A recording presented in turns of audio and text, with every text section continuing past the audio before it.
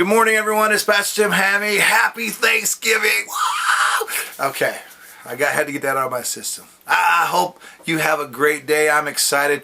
Thanksgiving, I'm going to go do a 5K before I eat turkey.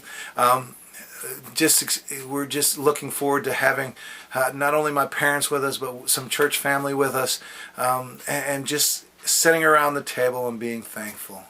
I'm just excited about today. More than a football game, because I'm not really into football, but just hanging around with friends and family is such a key for me. So, I was thinking about this illustration in my devotions this week that talking about Alex Haley, one of my favorite authors. He wrote the book Roots, and let me just read it to you. It's better if I just read it to you. Alex Haley, the author of Roots, had an unusual picture hanging in his office. It was a picture of a turtle on top of a fence post. When asked, "Why is that there?" Alex Haley answered, "Every time I write something significant, every time I read my words or think that they are wonderful and begin to feel proud of myself, I look at that turtle on top of the fence post and remember that he didn't get there on his own. He had help." See, the basis of thankfulness is to remember that we got here with the help of God, and that He is the provider of every blessings we have. Isn't that awesome? So, in the next 2 days, this day and tomorrow, I'm going to talk about the 5 Thanksgiving commands. As we look at Psalms, there is a series of 5 commands given.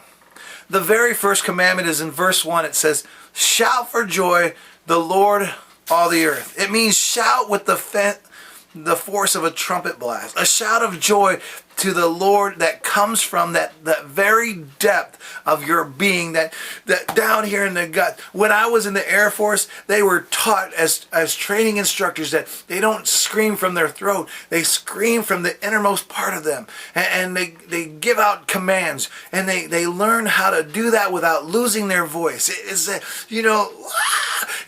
just, we have to understand, it's a shout for joy. Okay, here's an illustration for you before I continue, because you'll like this illustration. I can't remember how old I was. I was probably 5, 6, maybe 7, maybe 8, somewhere between 5 and 10.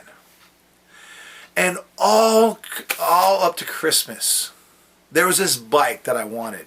It was a Schwinn Tornado bike. And it had the banana seat. It had a number plate on the front of the handlebars that had number 1. It was a cool bike. And I kept on going, man, I want one of those for Christmas. I need it. That would be so awesome. Okay, Christmas comes.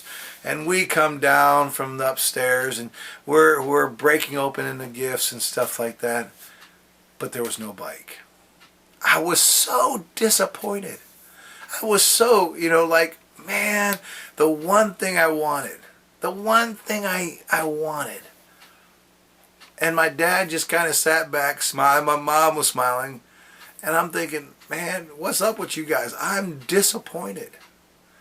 And my dad just kind of go, "Hey, Tim." Just like my dad does. He just kind of, "Hey, Tim, go look on the front porch." And I opened the front door. I went on the front porch. There, whoa, was a tornado bike with the banana seat, with the number plate on the front, with a number 1 on it. Wow! Man, I was excited. I had a bike. But unfortunately, it was snowing that day, so I couldn't go out and ride it. But I had the bike. I was so excited. But see, that's only stuff. Lo and behold, later, and as I got older, that bike got stolen, and I don't even... my tornado bike's gone. But, you think I was that excited over a bike. How much more should we be excited about the things of God? I don't know about you. This is Thanksgiving. You're getting ready to belly up to a table, to eat turkey, to have mashed potatoes and whatever else you have. Can I just challenge you today? This thing. Thank God. Spend a moment in prayer before you eat.